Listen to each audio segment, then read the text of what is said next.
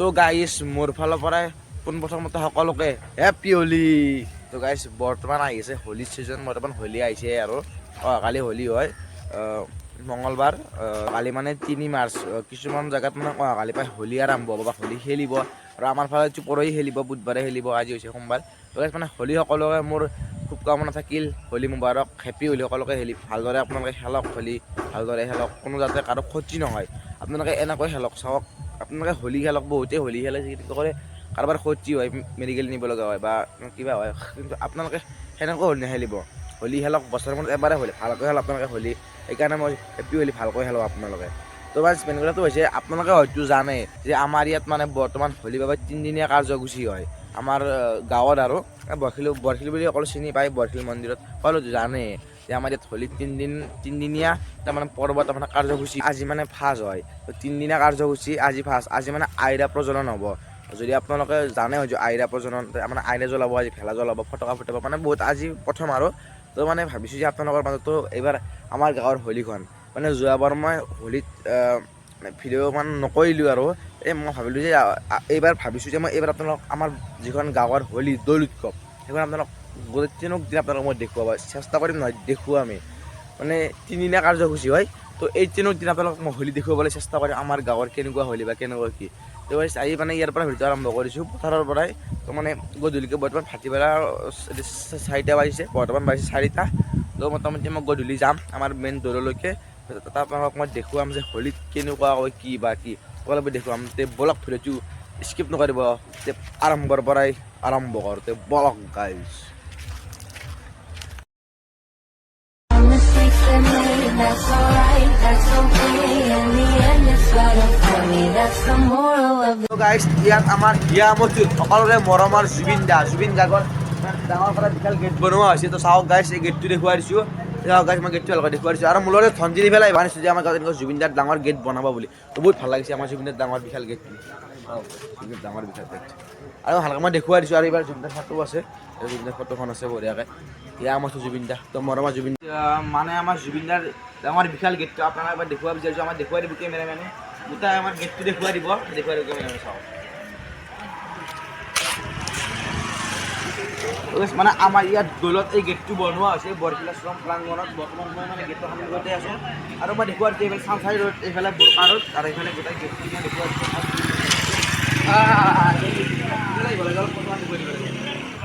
চিৰশান্তি লাভ কৰে, সেইকাৰণে মই বিচাৰোঁ জয় জুবিন দা।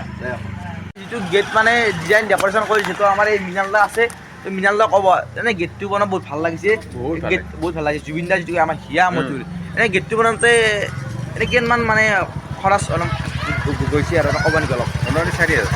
অঁ ঠিকে আছে। জুবিন দাৰ বাবে এনেই এখানি বহুত যে 4,000 টকাটো ক'ব গ'লে একোৱেই নহয়, জুবিন দাৰ একোৱেই নহয়। আৰু ঠিক আছে, এটা কাম কৰিলে হ'ল, এইবাৰ নহয় প্ৰত্যেকবাৰে বনাই থাকিব লাগিব। কিন্তু প্ৰত্যেক বছৰে বনাই আছে, এবাৰ বনালে নহ'ব, আবাৰ বনাব লাগিব। বহুত ভাল লাগিছে আমাৰ মৃণাল দাক মানে গেটটো বনোৱাৰ বাবে, ধন্যবাদ। জয়। মানে বৰ্তমান মই ইয়াত আহিলোঁ, আৰু আমাৰ লগত আছে মানে ৰিদীপ ভাই। তো ক'তে আছিল, আমাৰ গাঁৱৰে হয়, মই লগ পালোঁ। তো এতিয়াতো ঘৰত যা নেকি? এনে ইয়াত তোৰ আমাৰ গাঁৱৰে পৰিৱেশ বুলি ক'লোঁ, গাঁৱৰে পৰিৱেশ হয়। ইয়াত তেনে আহি তোৰ কেনে লাগিল বা কেনেকুৱা কি কেনে লাগিল, চাই কেনে লাগিল বস্তু পৰিৱেশ? নমস্কাৰ।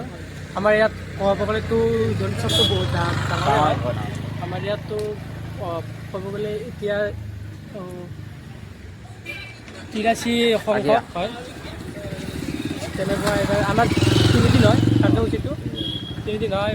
আজি ফাৰ্ষ্ট দিনা আৰিয়া, তো কালি আকৌ হোম পুষ্পাঞ্জলি, আকৌ পৰহি আকৌ তোমাৰ লাষ্ট হোলী আৰু মানে লাষ্ট কালি মেইন মানে সকলো ভুল ৰাইজৰ মানুহ, আমাৰ বৰগাঁৱৰ যিমান মানুহ 2-3 লাখ মানুহ প্ৰায় ইয়াত আহি মানে মন্দিৰৰ ভোগ প্ৰসাদ মানে গ্ৰহণ কৰিব।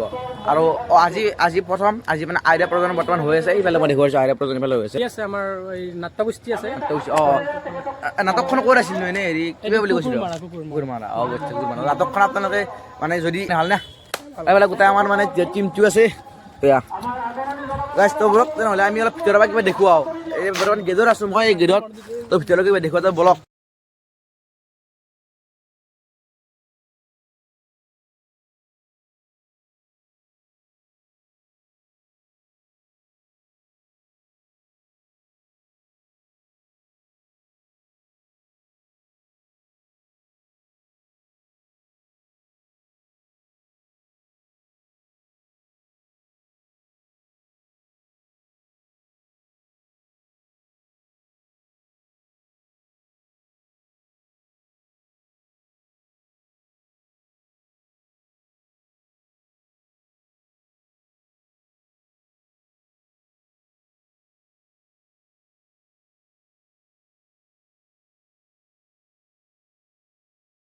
আৰু গাইছ এইফালে মই আপোনাক দেখুৱাই দিছোঁ চাওক মেইন মন্দিৰটো য'ত মানে এইটোৱে বৰশিল মন্দিৰ হয় য'ত মেইন মন্দিৰটোৱে চাওক গাইছ মানে মন্দিৰত পুৰা লাইট চাইট লগাই বহুত মানে ধুনীয়া লগা হৈছে আৰু চাওক গাইছ মেইন মন্দিৰটো আৰু এইফালে আইৰা প্ৰজ্বলন হৈ আছে আৰু এইফালে গোটেই মন্দিৰটো মই একবাৰ আপোনালোকক দেখুৱাই দিছোঁ চাওক তো মানে লাইট চাইট অলপ বেছি ভাল লগা হয় তেনে এইটো শিলটো আপোনাৰ দেখিছেনে চাইডত আপোনালোকে শিলটো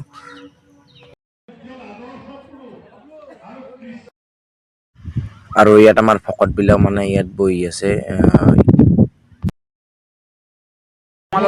মানে আমাৰ মাজত আৰু এজন প্ৰভু মানে উপস্থিত আছে তো প্ৰভুজন মানে মই আৰু একবাৰ দেখুৱাই দিছোঁ মানে প্ৰভু আছে তো প্ৰভুজনে ক'ব তো মানে অলপ প্ৰণাম প্ৰথমতে প্ৰণাম তো বাবা মানে আপুনি ক'ৰ পৰা আহিছে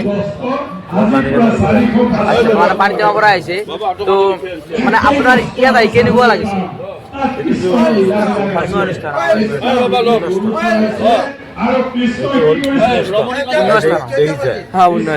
এতিয়া আগত সৰু আছিলে না ডাঙৰ আছিলে আমি সদায় দেখি আছোঁ আমি একেই দেখি আছোঁ কিন্তু বাঢ়ি আছে তাৰমানে ধৰ্মটো বাঢ়ি ডাঙৰ হৈ আছে আপুনি প্ৰত্যেক বছৰে আহে নে এইটো প্ৰত্যেক বছৰে আপুনি এনে প্ৰায় কেইবছৰমান আহিলে মানে কেইবছৰমান ইয়াত আহিলে